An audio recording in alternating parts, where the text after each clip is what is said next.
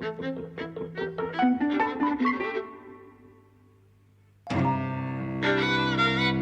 and welcome to Eavesdropping at the Movies. I'm Mike. And I'm Jose. And we're talking about The French Connection today, the 1971 action thriller by William Friedkin. We're doing a bunch of Friedkin films after we did Bug recently. I'd never seen this before. It won all the Oscars. It won Best Picture, Best Actor for Gene Hackman. It won Best Director for Friedkin, Best Film Editing, Best Adapted Screenplay for Ernest Tidyman. And it was nominated for Best Supporting Actor for Roy Scheider, Best Cinematography, and Best Sound Mixing.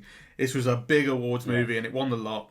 What's your history with it? You must have you've seen this before, clearly. I've seen it before. I mean, it's one of those films that I was too young to see when it came out in the cinema.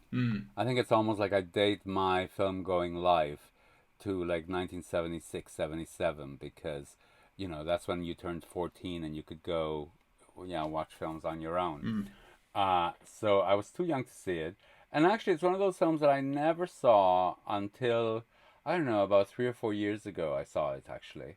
And I saw French Connection 1 and French Connection 2. Oh, right. Which is also really good. And I suppose my response to it is, I think the first time I saw it because the chase sequence the chase scene is one of the most famous chase scenes of all time. And I was a bit unimpressed with that, actually. Oh, right, okay. I mean, don't get me wrong, I thought it was good. But, you know, we've seen a lot of chase scenes since.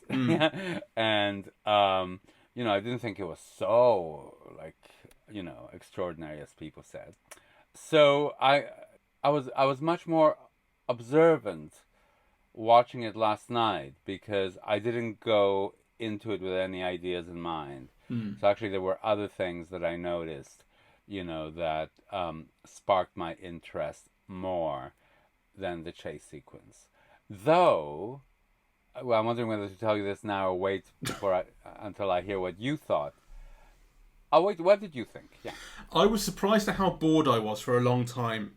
Then in the last, I suppose it's after about the hour mark, is when that chase sequence happens and things start kicking up.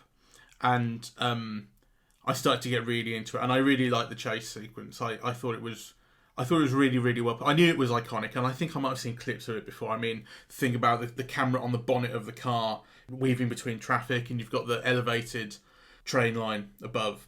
That's really iconic, and I'd seen bits and pieces of that before, but I'd never seen the thing entirely, and I thought it was great. And I love the accidents that he has in it, which I was reading that apparently they were genuine accidents. He's supposed to have these near misses, and they just kept fucking it up, but kept it in the film. And I thought, when do you actually see that? When do you see car crashes in films are these big deals?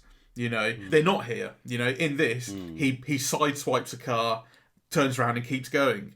There's something kind of anarchic about it, and it kind of fits the character, I suppose. He's this character who will cause chaos in the end of getting the thing done. I sort of, I suppose, didn't really follow the plot for a long time. I mean, I was kind of, I don't know if it's full of holes or if it's not that interesting or whatever the reason was, but I was just kind of going, okay, so that the opening kind of salvo in France where the guy's walking home with his French bread and you know it's France because of that, and he gets shot on the stairs. You never find out who that guy is or why. It's just a thing that happens, right? There's a few things that seem to happen like that are. I didn't have any problem with that. The two detectives, and particularly the Gene Hackman character, pursuing this case, is always kind of less about actually getting heroin off the street. It's about this heroin deal that they're trying to stop. And it's always less about what's right, and it's more about just getting the bad guy and doing, because that's kind of what you do. I suppose in some respects, it has a similarity I was thinking about to the Melville films we were talking about, and I was kind of observing with Melville that these people do what they do because that's just who they are, and the legal purpose behind what they're doing is not so interesting. It's more about who they are inside. That seems to be the case with Gene Hackman. I think Melville's films are like a million times superior to this. Well, I'm not comparing them in terms of quality or anything like that. I'm just saying I think that's actually a similarity. There's some. It seems to go for a kind of existential. Okay, well, I'm going to reveal what the quote that I didn't tell you. So I was looking through Wikipedia, and there was a quote there from Pauline Kael, who didn't like the film. You know, not because she didn't think it was not good. She thought, like, you know, it's a very good film. But she says, you know, but I don't like it because, you know, this is what we once feared movies would become. And I think it's true because, you know, I was thinking afterwards, so what is the film about? What is it telling you? What is it telling you about these people? And what is it telling you about this world?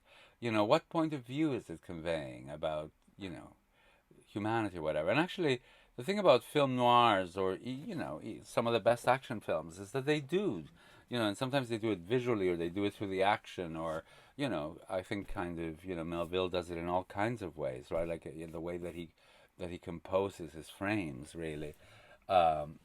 But I was trying to think about that in relation to this film, and actually I liked so much about it. Like you know, I loved Hackman, and we can talk about all this. I have a whole series of ideas on that actually. But you know, when I was thinking, what is the film about? Yeah, I actually kind of couldn't come up with an answer. You know, so it has like this terrific noir lighting, but it isn't really about a corrupt world. Yeah. It isn't a world in which power rules. It isn't. I'm trying to think of all, you know, it isn't about unleashed sexuality or, like, you know, or repressed sexuality. I mean, so many of the themes of, like, film noir, this film is not about them, right? And then you think, well, what is it about? I mean, I suppose I would say I feel like it's about a kind of harshness and brutality in the world, as opposed to an injustice, which I think might be more where you go with kind of classic noir.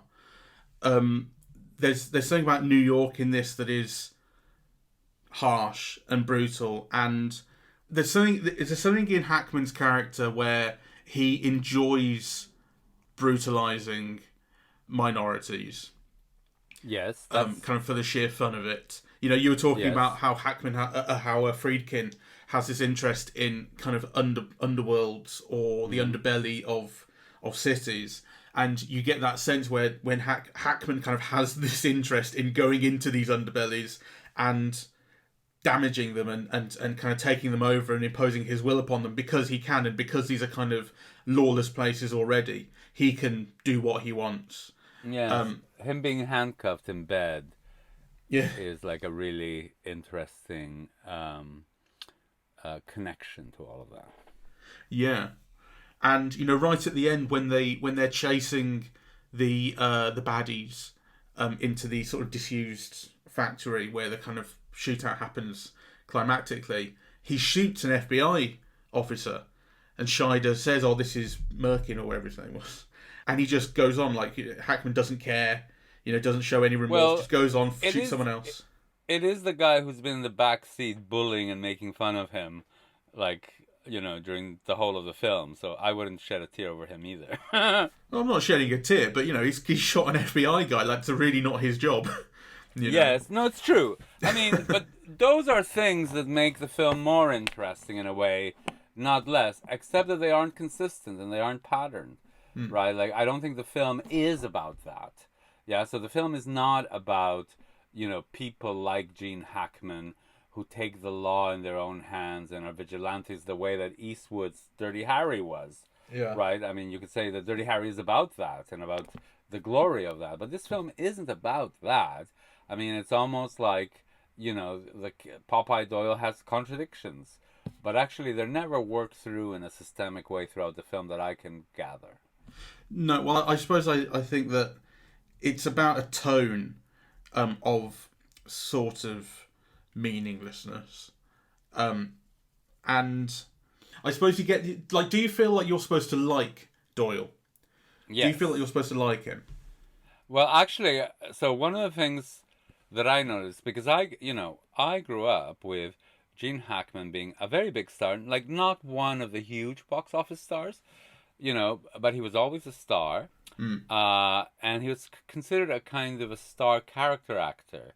And there's lots of commentary about, how he was only a star character actor because he wasn't good looking enough to be a star.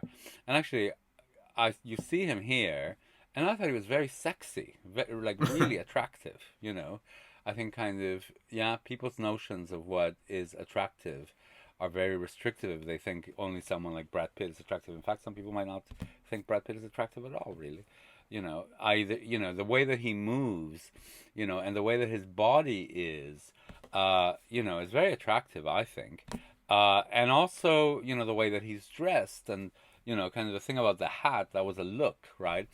So I think he's very sexy and he's very attractive. And I'm not at all surprised that he became a big star with this film. Yeah, this is the film that, he became known earlier, but this is the film that made him a star. Yeah. And it's completely understandable why that is. So I loved his performance in it. But are you supposed to like the character of Doyle for what he does, the way he behaves? I get the impression that you are, but I didn't. Is that because the film's not made for me? Times have changed? I think you're supposed to delight in how he abuses people, takes control of situations, behaves erratically, that sort of thing. And ultimately, he's the cop with the hunches that turn out to be right. Yeah. Well, I don't like it, but I also think that the film is very inconsistent about that. Right? So, he's a cop who is upholding the law, yet is breaking all of them. But the film doesn't underline it as a moment of heroism or, breaking the law to get justice done. It's not, the film doesn't deal with any of that. So that's why I think, that in many ways, the film maybe is not about that. I think maybe the film is about the car chase. Right? Do you think the film is presenting him, I suppose, sort of non-judgmentally, or without that kind of direction as to how you should feel in order to allow kind of a range of responses? No, the film is based on real people. They're real people that Friedkin had dealings with, I believe. Right? So I think there's no question that you are meant to admire them and also bemoan. Yeah? So because the thing is, the film has that coda at the end where it says, well, this person didn't serve any jail time at all. That one got a suspended sentence. That one. It seems that the person who was most punished was the television star, who in the film seems to do the least. He agrees to take a car to France and he doesn't know what's in it or anything, so, and he's the one who gets the biggest jail sentence at the end. So I think that is a commentary, so I think you're meant to admire, but I don't. And then you're meant to bemoan, and then it seems to me kind of, the film is almost wanting, maybe it's a countercultural thing of the period, that, the law doesn't work. But then why are you meant to, to admire what Popeye Doyle does? You are meant to be with him.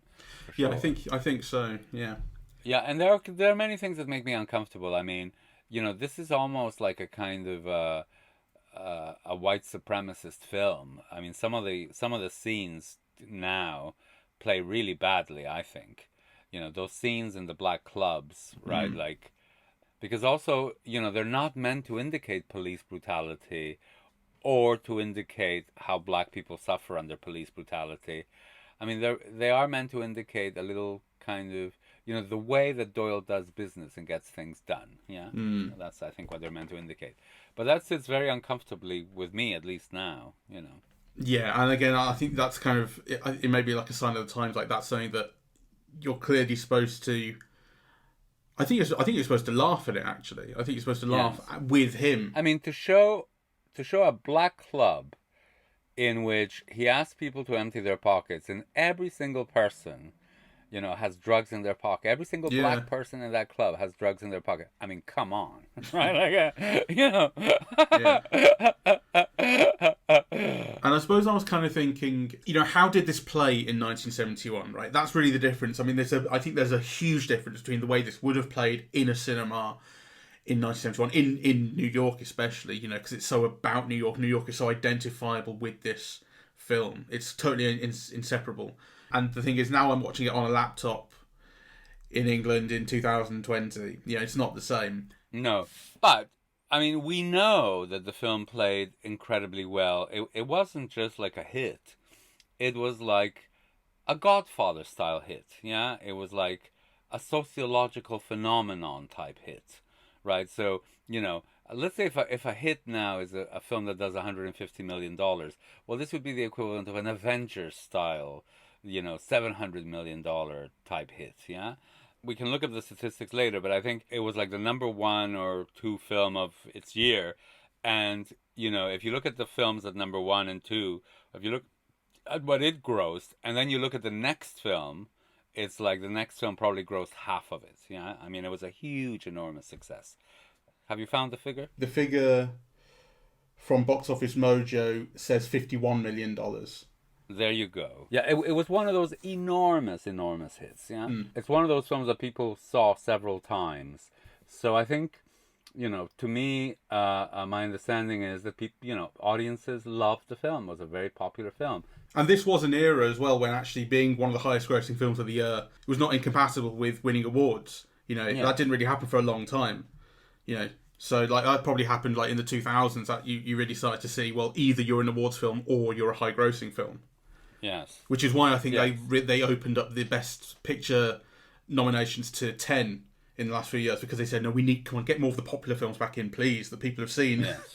Yes. You know, so this was, you know, hugely popular and hugely well regarded. And actually, like, there's so much about the film that I love. I love the look of it. You know, it looks fantastic.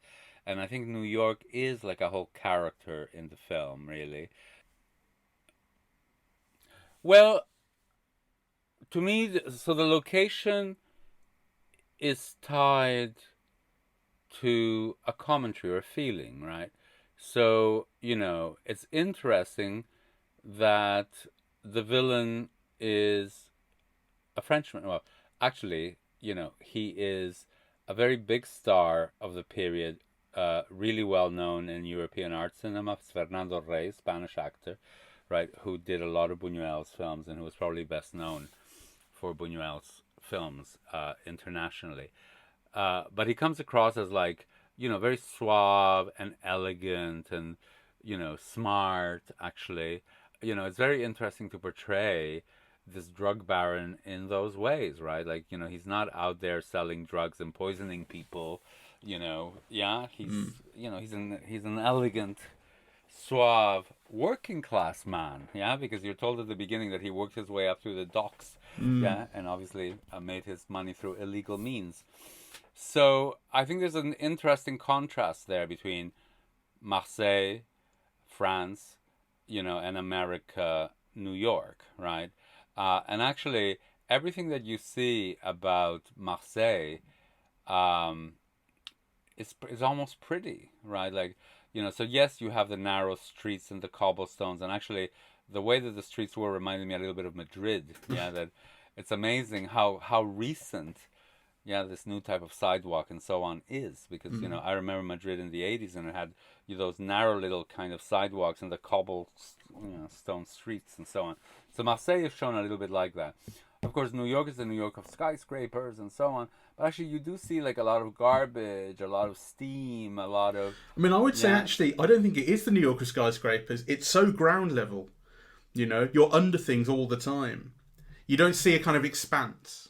The skyscrapers are always in the horizon, though. I know what you mean, actually, because the film also made me think, my God, you know, those brownstone houses, you know, those little diners, I bet you they no longer exist and they've been replaced by some, you know, major housing development or something, right? Yeah. Yeah, so, I mean, you know, this was New York at its most run down, yeah, kind of the 70s was where New York was at its financial worst. But you do see that, though. You do see, like, the streets are garbage strewn. You do see the steam coming out, yeah, of... you do see... You're also not in fashionable downtown New York. You're in the outer edges, in the boroughs, or, you know, the poorer areas. So anyway, I think it's a New York film, for sure. Oh yeah, you know. certainly. And I love the look of it. I mean, I think the film looks beautiful. And one of the things that I wanted to find out, but I didn't get around to it, is I think there's a kind of a Kodak color celluloid, yeah, that brings out these brilliant yellows and these bright reds, and and there's something very interesting about the films of the period that kind of have that look where the yellows just pop, yeah, and this film has it. What does IMDb tell us? I'm just looking at the IMDb. Yeah, color laboratory deluxe Hollywood. Negative format, Eastman 100T 5254. Eastman color is what it is, I think. Yeah. Right. So the films of the period that have it have a particular, the yellows and the blues and the reds, pop. And actually, it's very interesting because this is really a film noir, right? So it's all like blues, browns, blacks, right? Yeah. So actually, those moments where there's a yellow or a blue or a red really stand out. Yeah, they really pop out of it. Yeah. Yeah. Where I would go in thinking about the New York setting is, and this goes back to the difference between how it plays 50 years ago now to now, is I was thinking about Uncut Gems, the Safdie brothers film we saw last year. Oh, yes.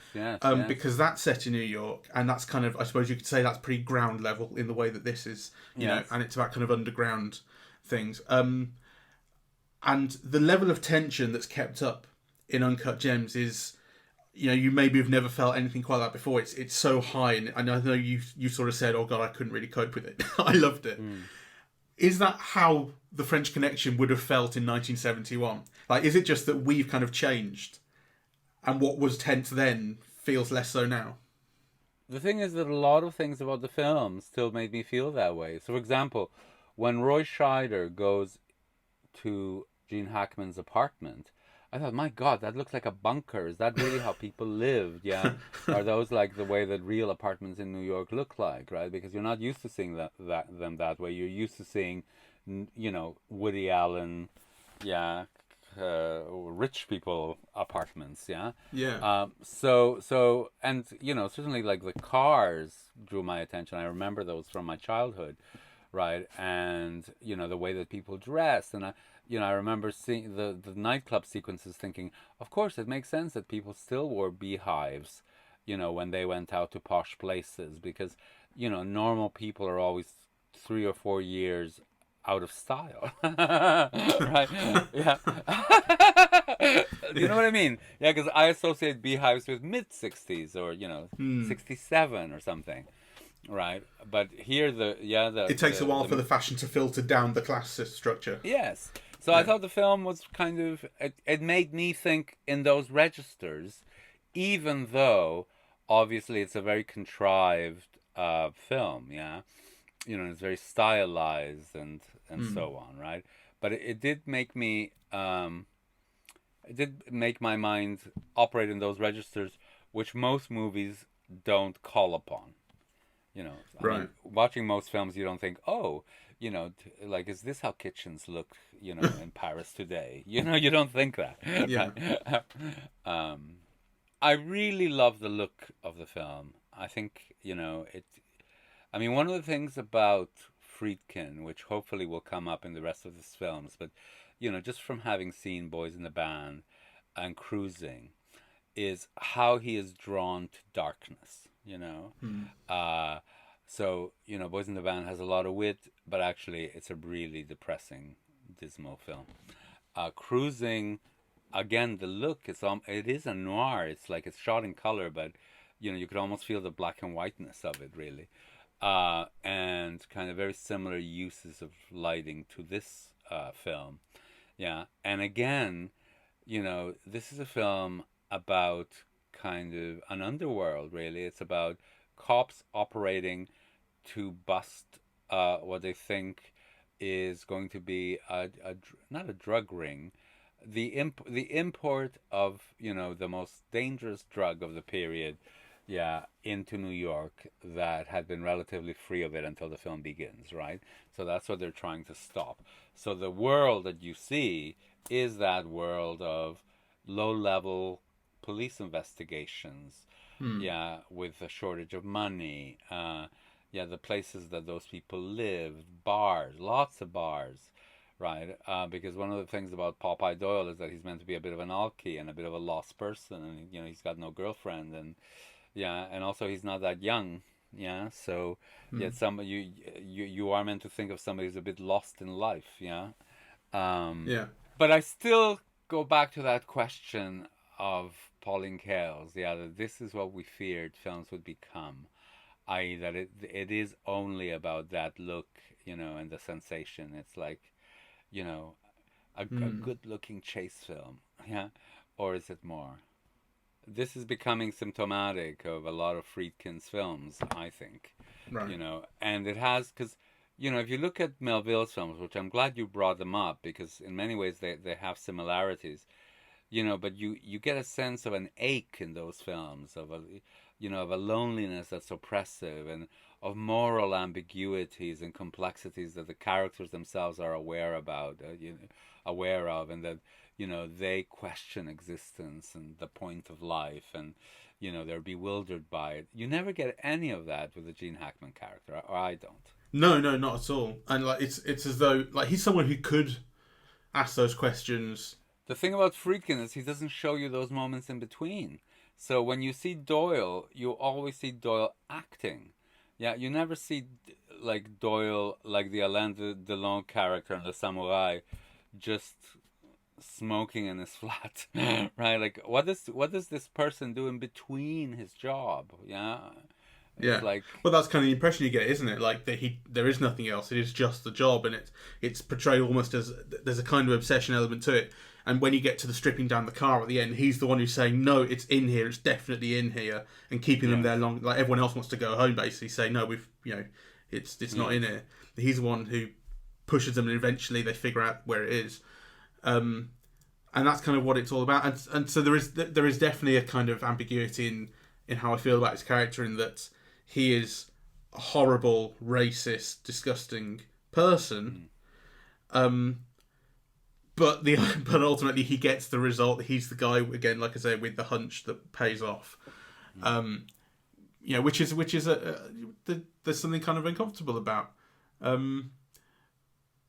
you supposed to question his racism, or is it something that like he's racist because it gets the job done, and actually you need to be, and actually he might be racist, but then all the black people do have drugs on them, so he was right, And then that points to Friedkin's and the screenwriter's racism. The very idea that that could be, that all black people are drug dealers and on drugs, is really quite astonishing. So, unlike you, I wasn't bored. I think it's a really good film. It's beautiful to look at. It moves incredibly well. It's like a well-oiled machine. He's clearly got a fantastic visual sense. There were moments in the film that I thought were beautifully handled, that create tension, just through camera movement and cutting. So it's almost like it gives you a first-person point of view on being startled or being surprised. And it's done through camera movement. It's really, really good. So he's obviously like a person with great technique. But I do think it doesn't add up too much, or it doesn't add up to enough for me. Well, if we think about the aesthetic, because I said I was bored for a while, and I was bored for basically a majority of the first sort of 2/3 of the film, and once it starts getting more actiony, I liked it more, and I think the action kind of set pieces are put together really brilliantly. I think especially the car chase is great, I think, but Gene Hackman stalking Fernando Rey on and off the train. Yes. Is brilliant, and it's witty, and it's well timed, and it's well shot. Like he steps off in the background, so he steps off in the foreground, then he steps back off in the background, and he's gone. It's great, and that's a brilliant. And the whole time, like, of course he's made him. Of course, this guy who's walking around pretending to be on the phone, pretending to get a grape juice. Of course, Fernando Rey sat in the background knows who he is the whole time, and he's just waiting for his moment. It's perfect. And there were times when I thought, I thought actually one of the reasons that I found myself bored with this is because this has become such a style that I'm already used to before having even seen the film, because it is so iconic and because this was where these looks were kind of being established. And I was thinking about a short film that I made. You may have seen it, the running one where Matt's running through Birmingham. No, I haven't seen that. Oh, right, I'll show it to you. And it's only like 3 or 4 minutes, and it's set to a piece of music, and it's just Matt running through Birmingham, and I filmed it, and it was mostly me editing it, I think. Matt might take offence to that. But we were kind of shooting like on the fly, basically, like you run here, then I'll follow you, and so on and so forth. And I never thought I was inventing kind of a visual style when I was making it or anything like that. We were just trying to make something fun, and I was trying to pick shots that were cool and kind of linked together well. And then I watched this, and I go, just with the way that Gene Hackman is filmed crossing the street and walking between traffic, you get this sense of the space that he's in. You understand where he is and where everything else is around him. We've talked about kind of geographical sense of place in films an awful lot. You definitely get that in the chases and in the set pieces, this sense of knowing exactly where people are in relation to each other, which helps sort it out. And because that's something that I was trying to do when I was making this short thing. And so, and I watched it going, there were so many shots in The French Connection that I kind of recognise having stolen, basically, in that thing, without realising it. And it's not because I was consciously stealing from anything, but it's because actually this is where this style is made iconic and has filtered into everything. So even though I've not seen The French Connection from beginning to end before, the style is there inside my head. I know it, before I've even seen it. There were two things that really caught my eye as characteristic of the period, one was the handheld camera, kind of, which must be a very early use of it to make it such a component of the film style. There's lots of handheld camera, and there's lots of zoom. Yeah, I noticed that. Which is so characteristic of the period. So that surprised me, because also, I mean, the handheld camera, I'm not sure if it's actually somebody holding a camera in their hands, but it wobbles a lot, it jerks a lot, you get the feeling that there's someone there with the camera, and obviously it's before the development or the invention of the Steadicam, so the filming on the streets like that, and that's why you also get those interesting shots of the camera on the roof of the car, on the bumper. So the film is a very early and characteristic example of techniques that would become completely standardized in a little while. Yeah. And I don't know enough about the kind of period and about the sort of style, I suppose, to say whether it's the originator, but it certainly seems to be where this has become kind of entrenched and iconic, and this is where you know it from.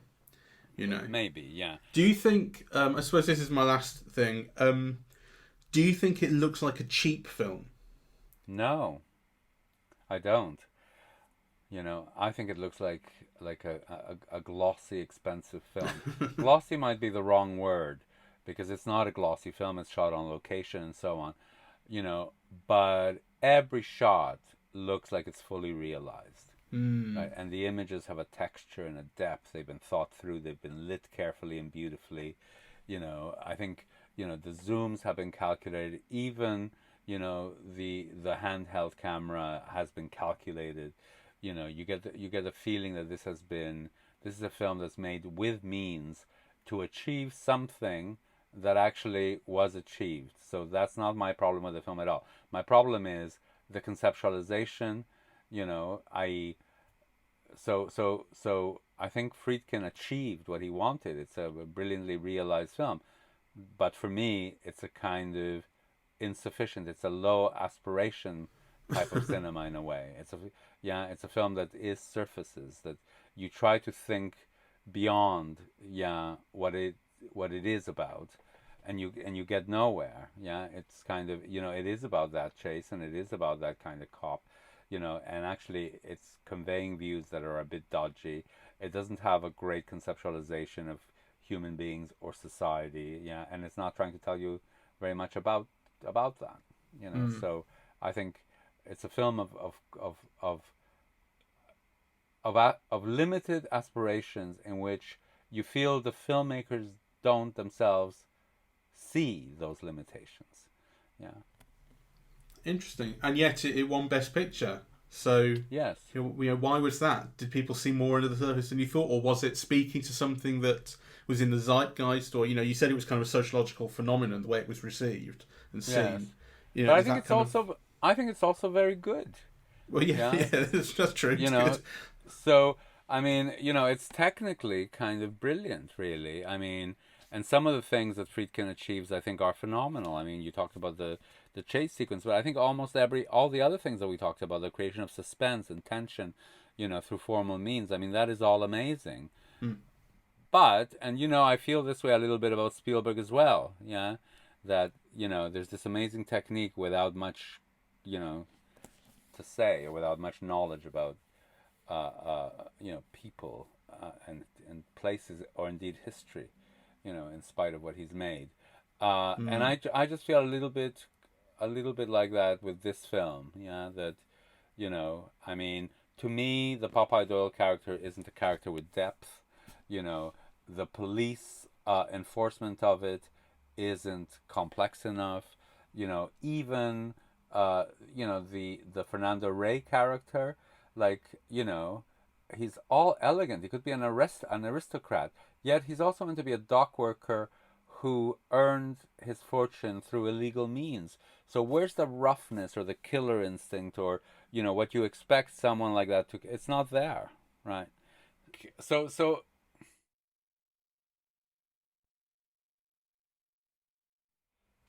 it's interesting because she's the one who got me to think about it, really, because I thought, I mean, I saw the film again yesterday and I thought, oh, this is so good. It's like, it looks smashing, and, I loved Hackman, and isn't he sexy, and, that use of color and the noir aspect, I thought all that was wonderful. And then kind of when I read that thing, this is what we feared films would become. Yeah, this is what when we were young we feared films might become. And I think it's true. Yeah, it is all about car crashes and mechanical excitements, the creation of mechanical excitements, and surface pleasures, So now, obviously, I'm using this, surface depth model to apply to this film. But, kind of, yes, but I would, because actually some of the films that are seen to be superficial, like musicals, I think they have enormous depth in their surfaces. Yes, they're about the way life should be, yeah, and so on. Whereas actually, in this film, I'm trying to seek kind of meaning, and I'm not finding it. Are you sure it's not just the case that the film actually espouses a lack of meaning that you disagree with, that you find you can't sympathise with? The film says life is meaningless. You see, maybe, but I think this is a film that's based on real people. The film goes out of its way to tell you that they're real people, that this really happened. Yeah, so I think the film has a seriousness of purpose that it's not living up to. It's telling you these things. Yeah, it's a real story with real people. Yes, and actually it has that coda about, the injustice of the system, that, these crooks, barely get a suspended sentence or whatever. So I think it, in its own mind, in the filmmaker's mind, this is not just about car chases. Yeah. But actually, I mean, when you think about it, that coda does feel superficial too, I think. Yes. Do you know what I mean? They got away with it. Oh, the justice system is corrupt. Oh, boo-hoo. But we've been reveling in a corrupt cop the whole time. Yes. And let me add something, because again, just to make that analogy with the musicals, and the musicals being about surfaces. But these musicals about surfaces, or actually sometimes comedies about surfaces, affect you really deeply. Yeah, you feel great emotion, or they're very moving, or and actually I didn't feel like this at all with this film. I mean, it was really superficial excitements. Yeah. With me. Yeah, I know what you mean. Well, but I'm really glad I've seen it. God, I mean, how is it 50 years old? Where does the time go, Jose?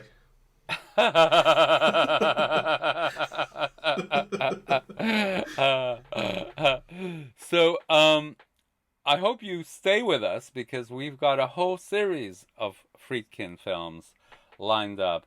And I hope you stay with us for those podcasts. I hope... I think I'm also kind of giving the wrong impression because I really enjoyed, The French Connection. So, it's just not my idea of a great film. So we may find this to be the case subsequently as well. Who knows? Stick around. Well, it might be like me with the Five Bloods the other day, going, I had a really good time with this, and then you read one review that went, no, actually, it's not all that, and you went, oh no, it's not. Well, I think it's important to have high standards. Yeah. All right, jolly good. All right, so thank you very much for listening. We are eavesdropping at the movies, and we are on Apple Podcasts, Spotify, SoundCloud, and YouTube. On social media, we're on Facebook and Twitter at Eavesdrop Movies, and the website is eavesdroppingatthemovies.com. Thank you very much for listening. Bye-bye.